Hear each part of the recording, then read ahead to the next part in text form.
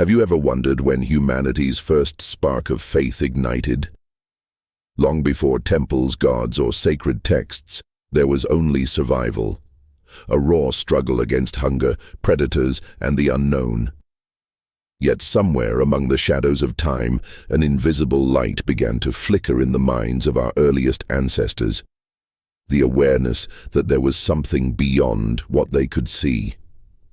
Around 2.6 million years ago, early hominids like Australopithecus and Homo habilis began to display behaviors that hinted at more than instinct. They didn't just exist, they began to wonder. Imagine a small group gathered under a star-filled sky. Fire crackles at the center of their circle, the flames casting moving patterns on their faces. For the first time, they feel both fear and fascination toward this force that gives warmth, protection, and life. Could fire have been the first divine element, a mystery they could control, yet didn't fully understand? Every spark that jumped into the dark might have whispered to them about an unseen power, something greater than their fragile bodies. This awakening wasn't sudden. It evolved as our ancestors developed tools, language, and awareness of death. When a member of the group didn't wake up the next morning, the others didn't just walk away. They lingered. They stared. Maybe they touched the still body, trying to understand where the spark of movement, the life, had gone. That moment of silence before the unknown may have been humanity's first prayer. From curiosity came reverence, from fear, the birth of belief. The more they looked at the world, the storms, the stars, the rhythm of the seasons, the more they saw intention behind it all. Their minds, capable of imagination and empathy, started to fill the silence with stories. A voice in the wind, a spirit in the trees, a will behind the lightning. This was the genesis of faith. Not an answer, but a question too deep to ignore. Something in them needed meaning, a reason why things happened the way they did. That small spark of awareness would one day shape civilizations, build temples, and inspire gods. But here, at the dawn of humanity, it was just a feeling. A whisper in the dark saying, "You are not alone." If this journey through humanity's first glimpse of faith fascinates you, make sure to leave a like, subscribe, and share in the comments what you think the first moment of belief looked like in human history. Your opinion might illuminate the next chapter of this story. The flames that once guarded early humans from predators soon became more than a tool. They became a symbol, a bridge between the physical and the unknown. Every flicker of light cutting through the darkness told a story that words couldn't yet capture. To those first hominids, fire wasn't just heat and safety. It was alive, unpredictable, demanding respect. It devoured wood like a hungry spirit, danced wildly in the wind, and vanished without warning. For the first time, humans were confronting something both controllable and sacred. That paradox, mastery over the mysterious, laid the foundation for faith itself. As millennia passed, the connection between fire and life deepened. The same flame that cooked their food also guarded their dead. Some archaeologists believe that early species, perhaps Homo erectus, started to place bodies near fires or in caves where flames had once burned. Could this have been the first gesture of ritual? The spark of belief that death was not an end, but a transformation. When they stared at the bodies of their companions, still and lifeless, they must have felt the same silent question that has haunted humanity ever since. Where did they go? The idea of something invisible began to take shape, a force that could leave the body but remain nearby, maybe as a shadow, a sound, or a dream. And dreams themselves may have played a crucial role. When early humans saw their deceased kin appearing in dreams, walking, talking, and smiling as if alive, they might have believed they were witnessing proof of another world, one that overlapped with their own. That moment, between dream and death, blurred the boundaries of reality and gave rise to the earliest sense of spirit. Even without language, they could express reverence. The simple act of covering a body with leaves or placing stones around it wasn't just practicality, it was emotion turned into gesture. It was the human heart reaching toward the unknown. Each burial, each flicker of firelight, each silence after a loved one's final breath, all became invisible threads weaving the first tapestry of belief. And through that tapestry, a new kind of survival emerged, not just of the body, but of the mind. The knowledge that existence might continue in some form brought comfort, purpose, and fear. Death was no longer a void, it was a passage. The invisible had entered human life forever. Somewhere in the stillness of prehistory, human hands began to move with intention. They no longer acted purely out of instinct. They acted with meaning. A stone placed beside a corpse, a line carved into the earth, a small heap of food or flowers left behind. These were not random acts. They were gestures charged with invisible purpose. For the first time, humans were communicating with the unknown. Through ritual, they were saying, "We see you. We respect you. We want to understand you." Imagine the flickering glow of a fire deep within a cave. Shadows twist and stretch across the walls as early humans move rhythmically, perhaps humming, perhaps silent. There are no words, but the atmosphere is heavy with significance. Every movement, every breath feels deliberate. They might raise their hands to the flames or trace shapes on the ground, repeating actions passed from one generation to the next. These simple, repeated gestures became the roots of ritual, the earliest form of organized spirituality. It's possible that rituals began as expressions of fear and gratitude. A successful hunt might have sparked a ceremony of thanks to unseen forces that granted luck. A drought might have led to symbolic offerings, bones, animal skins, or even drops of blood, gifts to appease whatever power controlled the rain. These actions gave early humans a sense of control over chaos, a way to negotiate with the unpredictable forces that ruled their fragile existence. Symbols soon followed gestures, marks on stones, pigments on cave walls, patterns scratched into bones. They all carried meanings beyond what the eye could see. To modern observers, they look like art, but to their creators, they might have been sacred signs. Each mark could have represented a story, a memory, a plea, or a connection with something larger. Through symbols, early humans learned to externalize their inner world, to make the invisible visible. And as rituals spread, they became communal experiences. They united individuals in shared belief, reinforcing bonds that strengthened survival. A ritual was not just an act, it was a declaration of identity, a reminder that they belonged to something beyond themselves, a tribe, a spirit, a cosmos. These gestures and symbols, born from awe and fear, laid the groundwork for the sacred languages of humanity. What began as survival slowly transformed into spirituality. The first offerings were not to gods yet, but to mystery itself, to the unseen forces that would one day have names, faces, and myths. At some point in humanity's long awakening, the unknown began to take shape. What had once been a nameless mystery, the storm, the fire, the hunt, the shadow of death, slowly acquired identity. Early humans began to imagine will behind the world's forces. The wind was not just air, it was a breath. The thunder was not just sound, it was a voice. And when lightning split the sky, they didn't see chaos. They saw intention. The invisible was now alive, and that was the beginning of the gods. Fear played its part.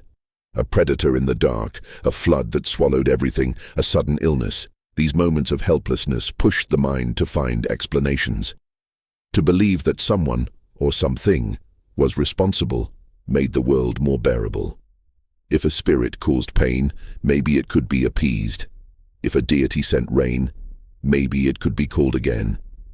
Faith became a negotiation between humanity and nature, a fragile dialogue between the powerless and the powerful.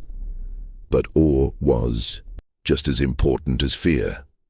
Standing beneath a starlit sky, early humans must have felt the same wonder that we do today. The vastness above them was terrifying, yet mesmerizing. Each star seemed to move with purpose, each sunrise a promise. The same instinct that led them to fear also led them to worship. Their gods were born not only from terror, but from admiration. They saw divinity not just in destruction, but in creation, in birth, in fire, in the rhythm of life. Over generations, these invisible beings gained stories. The spirit of the river might have a name.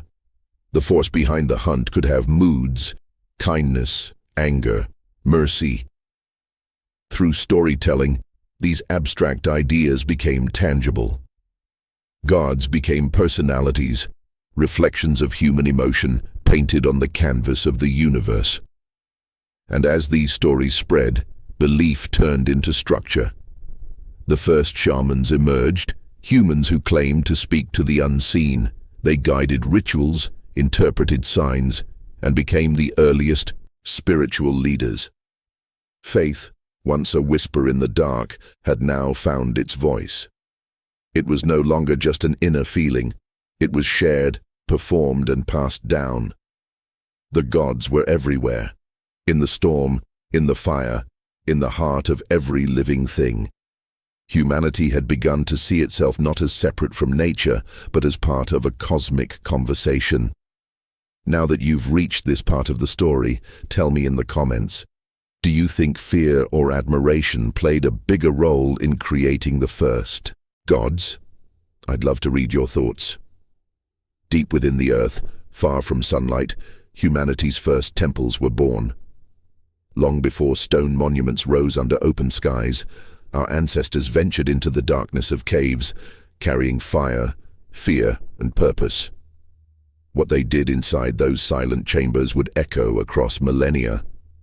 On the cold, uneven walls, they painted the stories of their world: bison, horses, mammoths, human hands. But these were not mere decorations or records of the hunt. To step into a cave was to enter another realm, one that blurred the line between the visible and the spiritual. Imagine the flicker of torchlight revealing ancient pigments. The air is thick with smoke and echoes. Each brushstroke, made with red ochre or black charcoal, was part of a ritual, a dialogue with forces unseen. Some images were placed in deep, inaccessible areas where few would ever see them. Why? Because these spaces were not meant for eyes, they were meant for spirits. The cave became a sacred canvas, a place where the physical world met the metaphysical. Archaeologists studying sites like Chauvet, Lascaux, and El Castillo have found that early humans carefully chose the spots where they painted, often aligning figures with natural shapes of the rock. The contours of a wall might become the body of a bison, a crack might symbolize the opening to another dimension. To the prehistoric mind, the cave itself was alive, a womb of the earth, pulsating with mystery. By painting, within it, humans were not just expressing themselves, they were communing with creation. The act of painting may also have been a trance-like ritual. Some researchers believe that flickering firelight and rhythmic chanting could induce altered states of consciousness. In that heightened awareness, the barrier between human and spirit blurred. The painted animals may have been more than symbols. They might have been summoned, invited to lend their power to the tribe's survival. Each pigment, each mark, was a prayer rendered in color. Outside, life was harsh and unpredictable. Inside the caves, humans created order and meaning. They transformed darkness into vision. For a few sacred moments, they were creators themselves, mirroring the divine forces they sought to understand. These walls, still whispering after tens of thousands of years, remind us that art and faith were born together, both expressions of the same human hunger, the need to touch what cannot be seen. Long before gods had names or faces, humanity saw divinity everywhere. The rustle of leaves in the wind, the shimmer of light on water, the whisper of the night, all carried presence. This worldview, known as animism, wasn't just a belief system, it was a way of existing. Early humans didn't separate the natural from the supernatural because, to them, they were one and the same. Every rock, river, tree, and animal was alive, filled with a soul, a will, and a purpose. Imagine standing at dawn on an endless plain, mist curling over the grass as herds move in the distance. To our ancestors, this was not merely scenery. The herd had a spirit, the ground beneath had memory, and the sky above watched with intent. Living in such a world meant living within a web of relationships, not between humans and nature, but among equals, all connected by invisible threads of energy and respect. The wind was not something that happened to you. It was something that spoke to you. Animism likely began with observation. Early humans saw patterns, the cycle of day and night, of seasons, of birth and decay. They noticed that everything followed rhythms, as if governed by unseen forces. Over time, they personified those forces, giving them temperaments, emotions, and roles. A storm might be angry, a river nurturing, a mountain wise and eternal. These weren't metaphors, they were realities experienced through intuition rather than reason. This perception fostered a deep sense of respect toward the environment. Taking a life, whether of an animal or a tree, was not an act of dominance but of negotiation. Offerings, chants, or gestures might accompany a hunt or a harvest to honor the spirit of what was taken. The earth was not owned, it was shared. And this understanding created balance. In revering nature, early humans were also protecting it, guided by the belief that to harm the world was to offend the very spirits that sustained them. The animistic vision wasn't primitive, superstition. It was a profound awareness that everything was intertwined. Modern science speaks of ecosystems, energy, and interdependence, concepts that echo the same ancient truth. To the first spiritual minds, the divine didn't live in distant heavens. It pulsed through every leaf, every gust of wind, every heartbeat. Death has always been humanity's most haunting mystery. For early humans, it was the ultimate boundary, the silent wall that separated the living from the unknowable. When someone died, their absence was more than physical. It felt like a rupture in reality. Something invisible had left. Something that once moved, breathed, and laughed had vanished into an unseen realm. That disappearance demanded explanation, and from that demand, the seeds of religion began to grow. The first burials were more than acts of disposal. They were rituals of connection. Archaeological evidence from sites like Shanidar and Kafze shows that even Neanderthals placed bodies carefully, sometimes with flowers, tools, or animal bones. Such gestures revealed an extraordinary thought, that the dead might need something where they were going. This implied not only belief in another existence, but also a sense of moral duty toward the departed, an echo of empathy that transcended death itself. But fear, too, was there. The idea that spirits could linger, watching, judging, even punishing, may have shaped the earliest taboos. A body left unburied might bring misfortune. The soul of the dead might wander restlessly. Burial and ritual became ways to protect both the living and the spirit, ensuring peace between worlds. Every mound of earth, every stone circle, every whispered farewell was both a goodbye and a plea. Stay calm. Rest. Don't harm us. This interaction with death transformed human consciousness. It made people imagine time beyond the present, a future where they too would cross into the unknown. In that imagining, morality was born. If there was an afterlife, perhaps actions in this world mattered beyond it. Kindness, betrayal, courage, all gained new weight. The invisible realm began to reflect human values, shaping the first myths about justice, punishment, and reward after death. Grief also gave rise to hope. When early humans dreamed of their deceased, seeing them alive and smiling again, they may have felt comforted, reassured that death wasn't the end. That fragile hope became a cornerstone of faith, repeated and reshaped across ages. Now that you've explored how death shaped the dawn of belief, I want to hear from you. Do you think the first religion was born from love, or from fear of losing it? Share your thoughts in the comments below. Your perspective could bring a new light to humanity's oldest question. Faith did not evolve in isolation. It was never a solitary spark, but a fire that burned brighter when shared. In the earliest human groups, spirituality became a glue, an invisible thread that held tribes together through uncertainty and danger. Around the campfire, under the same stars that had guided generations before them, belief became a collective act of meaning. When one person whispered a story about the spirit of the hunt or the soul of the forest, others listened, repeated, and added their own truths. Slowly, myth became memory, and memory became identity. Early communities needed cohesion to survive. Shared rituals offered more than hope. They created trust. When everyone danced, chanted, or painted in rhythm, the boundary between self and group dissolved. These moments of unity were more than emotional. They were biological. Anthropologists suggest that synchronized movement and sound released endorphins, building social bonds and reinforcing cooperation.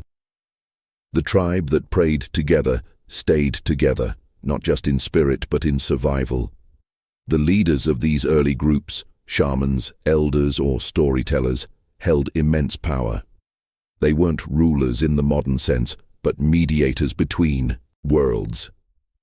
Their authority came from their perceived connection to the unseen. A shaman's trance, a vision in smoke, or the echo of a chant could guide decisions about migration, hunting, or conflict. Through these figures, faith shaped structure, and structure gave birth to the first social hierarchies. The community also offered something vital in return: belonging.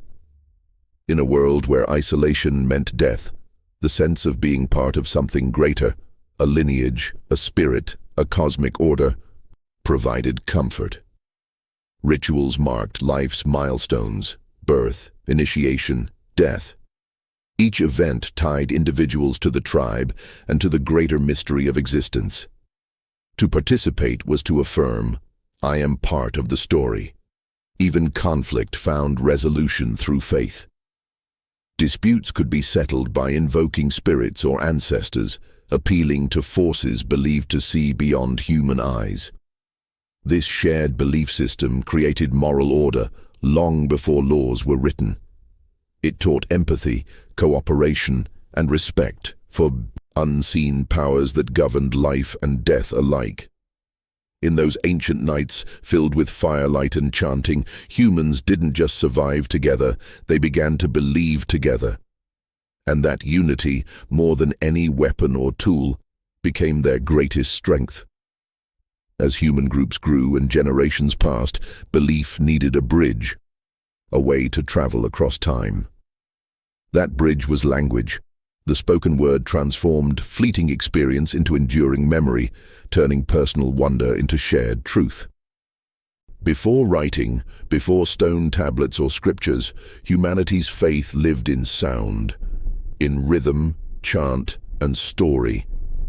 Every tale, whispered by firelight, carried echoes of ancestors and spirits, shaping how people saw the world and their place within it. Language allowed the invisible to take form. Through words, early humans could describe what they could not see: the soul, the gods, the afterlife. The power to name gave shape to the formless. A storm spirit might gain a title. A mountain might become an ancestor. Myth was born from this creative spark, a blend of memory, imagination, and fear molded into narrative. These stories weren't entertainment. They were sacred vessels preserving the truths of a people. Oral tradition became the living archive of human spirituality. Elders and shamans served as keepers of memory, ensuring that songs and legends survived through repetition. Each retelling was both preservation and transformation. The story stayed the same, yet evolved with every new voice. Through this process, myth became flexible, adapting to the tribe's changing needs while keeping its sacred essence intact. In this way, belief endured not as doctrine, but as a living, breathing rhythm. Myths explained what reason could not. Why does the sun rise? Why do we dream? Why do we die? These stories gave meaning to chaos, linking the visible world to unseen forces. They also carried moral lessons, warnings against greed, pride, or betrayal, long before laws or commandments were carved in stone. A well-told myth could guide behavior more powerfully than any rule, for it spoke directly to emotion, to fear, to hope. But beyond function, myths gave comfort. In the vast uncertainty of prehistory, stories created continuity. A child listening to a tale about a sky spirit or a trickster animal felt connected to ancestors who had heard the same words centuries before. Faith was no longer just an instinct or a ritual. It was culture, a shared inheritance, carried not in temples or relics, but in memory and voice. Through language, humanity learned to transcend silence. Through myth, it learned to remember. And through remembrance, it ensured that the divine, once only a whisper in the dark, would never fade. When we look back at the long arc of human history, it's astonishing to realize that every temple, prayer, and sacred text traces its lineage to those first flickers of faith.